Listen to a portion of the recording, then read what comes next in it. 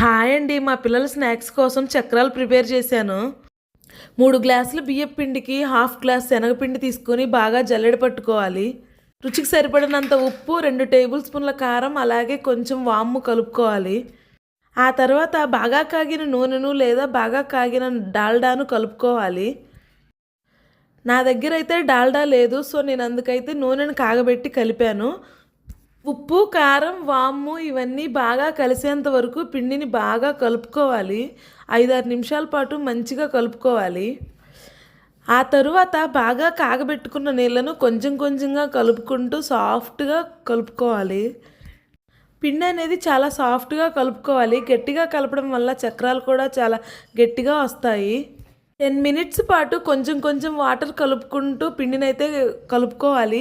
ఒకేసారి మొత్తం వాటర్ వేసేసుకోకూడదు, అలా వేస్తే పిండి లూజ్ అవుతుంది.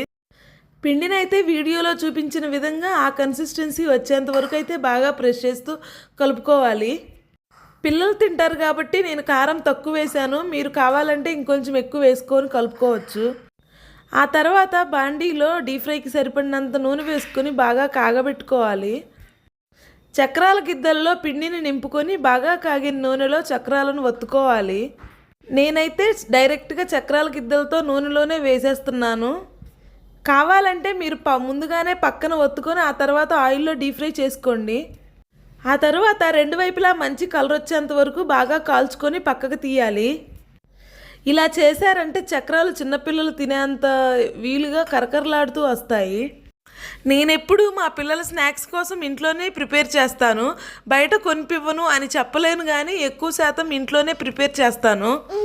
మిగిలిన పిండిని మొత్తం అలాగే చక్రాలుగా వత్తుకొని కాగిన తర్వాత పక్కకు తీసుకోవాలి. ఈసారి చక్రాలు అయితే చాలా మంచిగా వచ్చాయి. చేత్తో ఇలా పట్టుకుంటే మొత్తం నలిగిపోయే విధంగా ఉన్నాయి. నేను చెప్పిన ప్రాసెస్లో ఒకసారి చేసి చూడండి, మీకు ఎలా వచ్చిందో కామెంట్ చేయండి. పైన వీడియోలో చూపించే విధంగా ఆ కలర్ వచ్చేంత వరకు చక్రాలను డీప్ ఫ్రై చేసుకోవాలి. మరీ ఎక్కువగా డీప్ ఫ్రై చేస్తే టేస్ట్ మారిపోతాయి. మా సైడ్ అయితే వీటిని చక్రాలు అని అంటారు, మరి మీ సైడ్ ఏమంటారో కామెంట్ చేయండి. జలుబు ఫుల్గా చేసింది, సో అందుకే వాయిస్ కొంచెం డిఫరెన్స్గా ఉంది. ఇంకా ఇలాంటి రెసిపీస్ ఏమైనా కావాలి అంటే కామెంట్ బాక్స్లో కామెంట్ చేయండి, వీడియో చేసి పోస్ట్ చేస్తాను. ఈ వీడియో నచ్చితే లైక్ చేసి ఛానల్ని సబ్స్క్రైబ్ చేసుకోండి.